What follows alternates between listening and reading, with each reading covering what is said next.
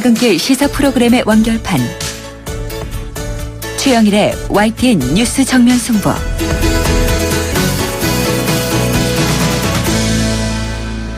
YTN 뉴스 FM 뉴스 정면 승부 2부 시작합니다. 이번에는 나라 밖 소식을 알아보는 시간 갖겠습니다. YTN 국제부의 우장균 기자 연결합니다. 우 기자 안녕하세요. 네, 국제부입니다. 네, 자 일본 참의원 선거 결과 이 여당이 승리를 해서 개헌안이 발의될 가능성이 커졌는데 그렇다면 이 일본 국민들 개헌을 원하고 있는 건가요? 네, 어제 실시된 참의원 선거 결과 집권 자민당과 연립여당인 공명당을 비롯해 개헌에 찬성하는 세력이 정원의 3분의 1을 넘겨 전후 처음으로 개헌안이 발의될 가능성이 커졌습니다. 네. 하지만 개헌안을 발의해도 국민투표에서 과반이 찬성하지 않으면 부결되기 때문에 개헌의 열쇠는 여론이 쥐고 있는 셈입니다. 그간 각종 여론조사에서는 아베 정권이 추진하는 개헌에 대해 부정적인 여론이 적지 않은 것으로 나타났습니다.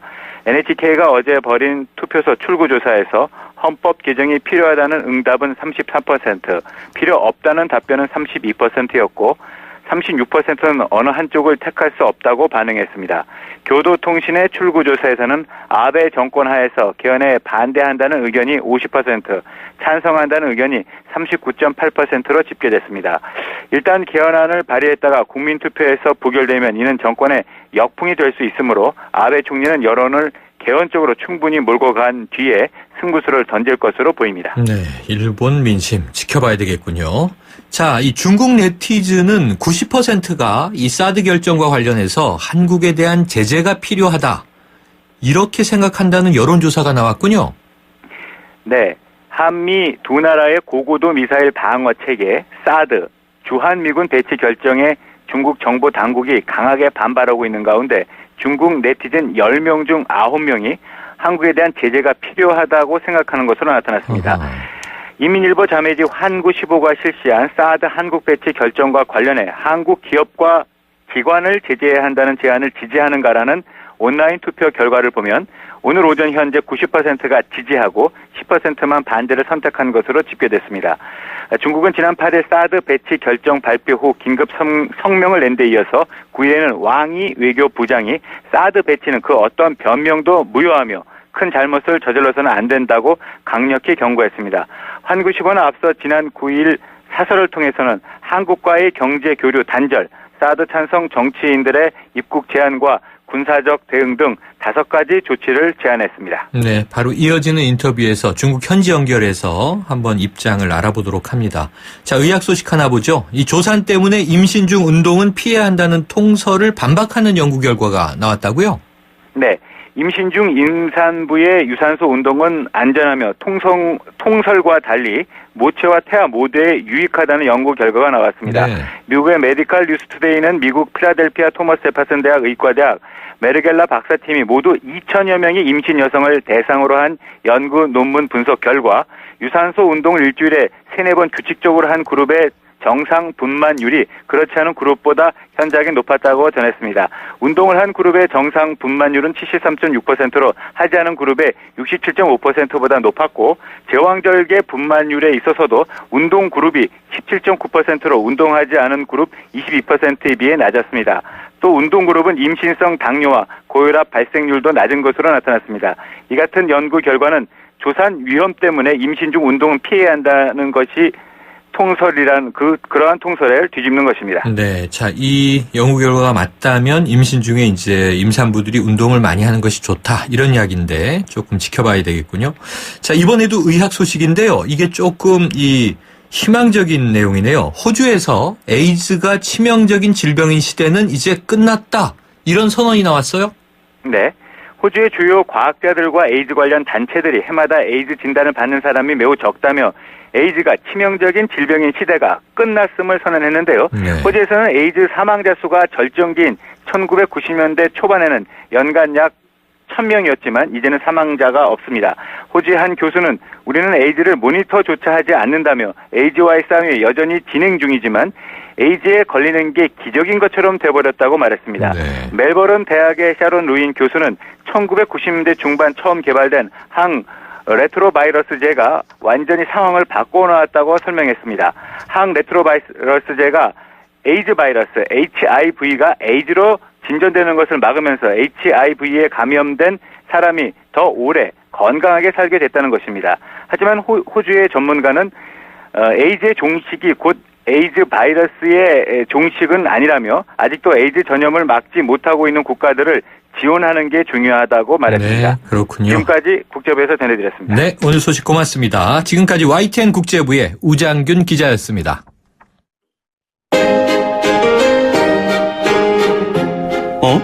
지금 듣고 있는 라디오가 뭐지? 아하, YTN 라디오. FM 94.5MHz YTN 라디오.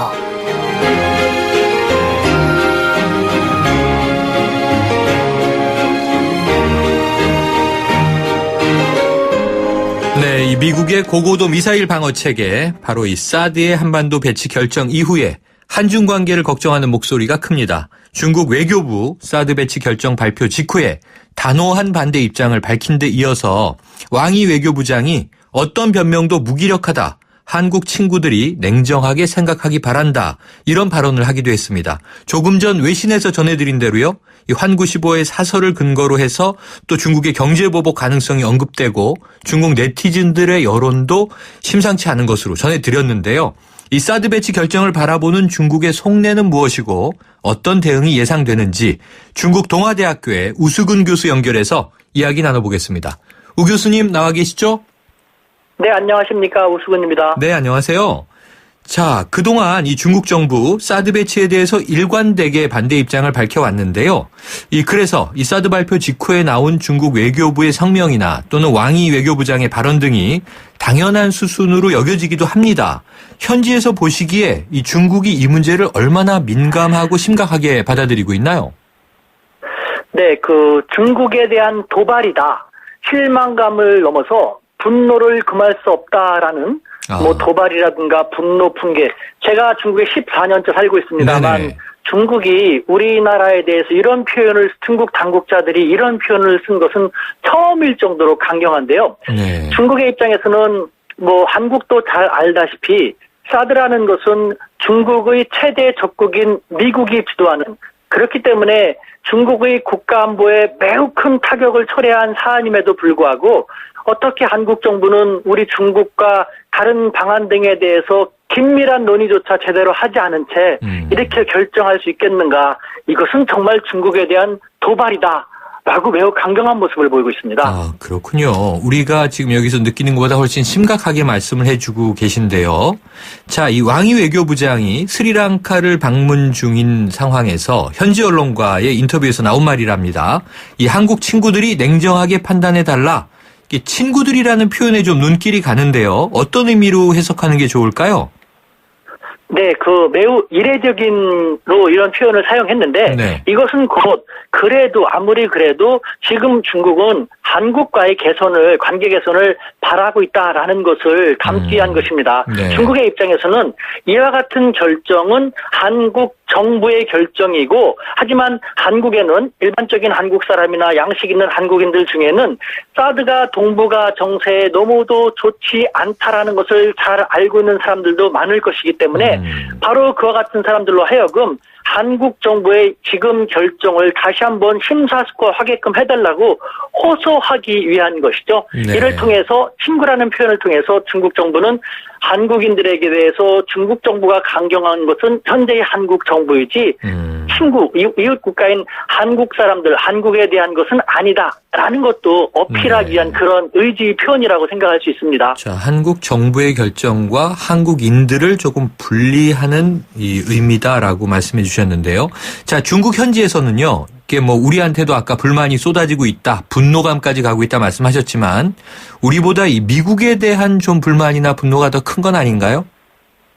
맞습니다. 중국의 중국 당국의 뇌리 속에는요, 한국보다는 항상 미국이 가장 강하게 도사리고 있습니다. 네. 지금 중국의 입장에서도 북한 핵, 한국에서는 북한 핵이 가장 중요한 국가 현안이지만 중국은 북한 핵보다는 중국의 입장에서는 남중국 핵 문제입니다. 네. 남중국 핵 문제는 미국은 남중국에 있지 않으면서도 미국이 관여하고 있는, 그렇기 때문에 이와 같은 문제도 결국은 중국은 미국과의 관계 속에서 촉발된 것이다. 그래서 미국에 대한 분개가 더 강한 것이죠.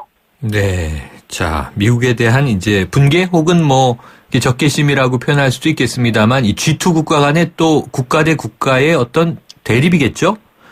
그런데 네, 그렇습니다. 예, 네. 지금 환구15 사설 잠깐 제가 언급해드렸는데요. 중국의 경제보복 가능성이 언급돼 있는데 이 사드에 대한 5가지 대응 방안이라고 제시된 중에 하나인데 자, 환구15는 관영지는 아닌 거죠?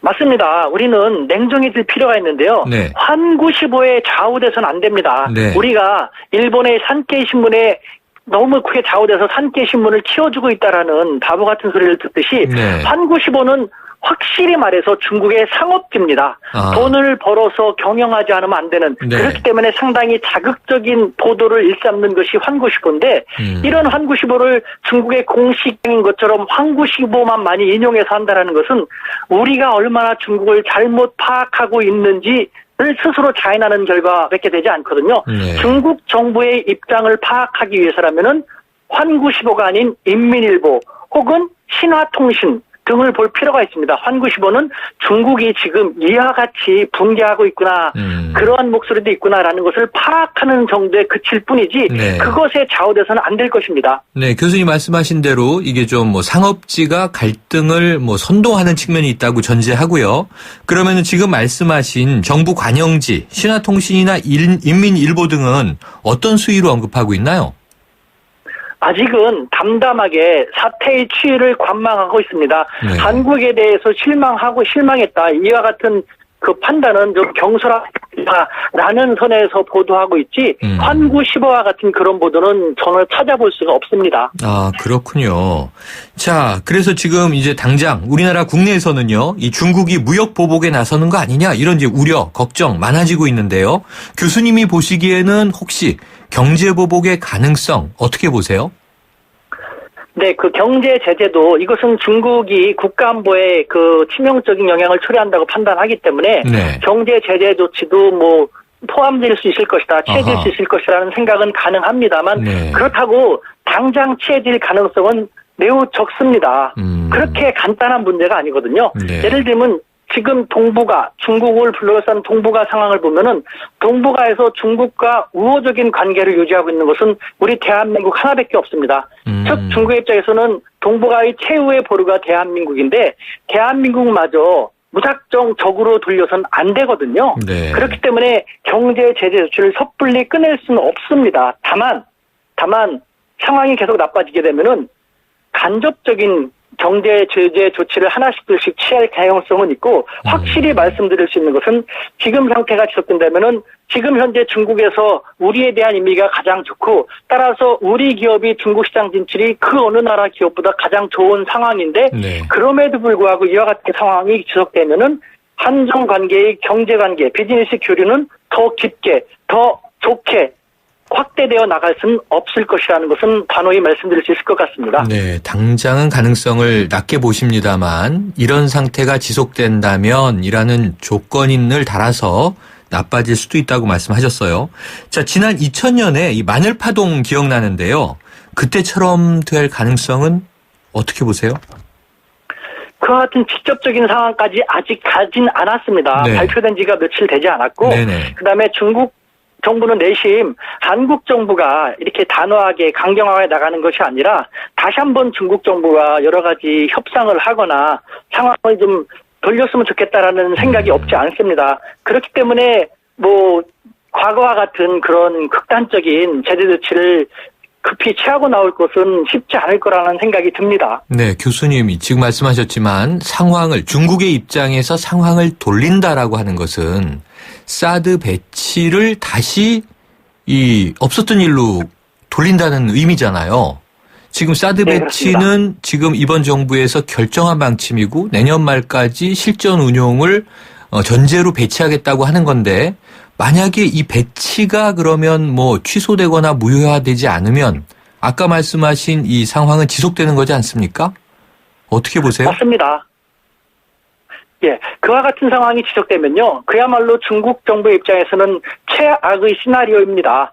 한미일 대 과거에 중국과 러시아와 북한의 아하. 그 이데올로기로 인한 대결 구도로 회귀된다라는 것이거든요. 아. 그렇게 되면은 우리가 우려하는 경제 제재 조치라든가 중국은 또 북한 카드도 사용하려 할 것이고 한중 관계는 뭐 최악의 순간으로 달려 들어갈 것이고 러시아도 개입되게 될 것이고 결국 한국 정부가 요지부동으로 그와 같은 자세를 취해 나간다면은 중국 정부도 어쩔 수 없이 그에 상응하는 대응 조치를 취할 수밖에 없을 것이다라는 것이 네. 현재 중국 정부의 판단이고 그와 같은 최악의 시나리오는 중국 정부는 막고 싶은 것입니다. 네. 최후의 보루인 한국과의 우호관계마저 훼손시켜서는 안 되는 것이거든요. 그러니까 교수님 말씀처럼 북한이 핵을 개발해서 그 핵을 막기 위해서 미군의 사드가 이 한반도에 배치되는데 문제는 그 때문에 지금 말씀하신 대로 북중러와 한미일이 서로 군사블록으로 형성되는 대립구도가 형성되면 이게 신냉전이라고 우리가 우려하는 대목이잖아요. 그래서 이게 사드 배치의 최대 수혜자가 북한 아니냐 이런 또 역설적인 분석도 나오는데 어떻게 보세요? 저는 그렇지 않다고 생각합니다. 간단하게 이번 결정을 통해서 동북아를 둘러싼 주요 각국의 그 성적표라고 표현한다면 성적표를 분석하면요. 네. 최대 수혜자는 미국입니다. 아하. 미국은 손쉽게 대중 견제 전선을 강화시킬 수 있었습니다. 네. 미국이 가장 큰 수혜자고 다음으로는 일본입니다. 일본은 미국이 현재 이 동북아에 신경을 쓸 수가 없습니다. 대선 국면에다가 EU에서는 브렉시트 상황 등 상황이 녹록지 않습니다. 미국은 한반도에 신경을 쓸 수 없기 때문에 일본에게 상당히 힘을 실어줄 것이고 그렇기 때문에 일본은 어부지리로 큰 득을 얻게 되는 것이죠. 네. 세 번째로 득을 얻게 되는 것이 북한인 것이죠. 북한은 중국이 혹은 러시아가 이와 같은 상황 속에서 자신들에 대한 제재 조치를 계속 강하게 견제할 수는 없을 것이라는 걸 알고 있기 때문에 북한은 가만히 있으면 그만큼 북중 관계라든가 북러 관계가 나아질 수 있다는 기대가 가능한 것이죠. 그다음에 손해보는 것은 중국입니다. 중국은 국가 안보에 치명적인 타격을 받고 있다 하는 상당히 민감하게 반응을 하고 있고요. 가장 큰 피해자는 손해는 한국이 입는 것이죠. 한국은 그 동북아 상황을 한국이 이와 같은 결정을 함으로써 말씀드린 것처럼 20세기 냉전 체제로 동북아 상황을 돌렸을 뿐만 아니라 경제적으로도 중국과의 관계가 쉽지 않고 그다음에 러시아의 관계, 북한과의 관계도 악화시키는 그러한 한 수를 두었기 때문에 이 상황에서 가장 피해를 보는 것은 한국이라는 생각이 듭니다. 네, 지금 이렇게 각 국의 어떤 이해관계를 잘 분석해 주셨는데요. 그렇다면 이제 전제가 또 뭐가 생각이 되냐면요.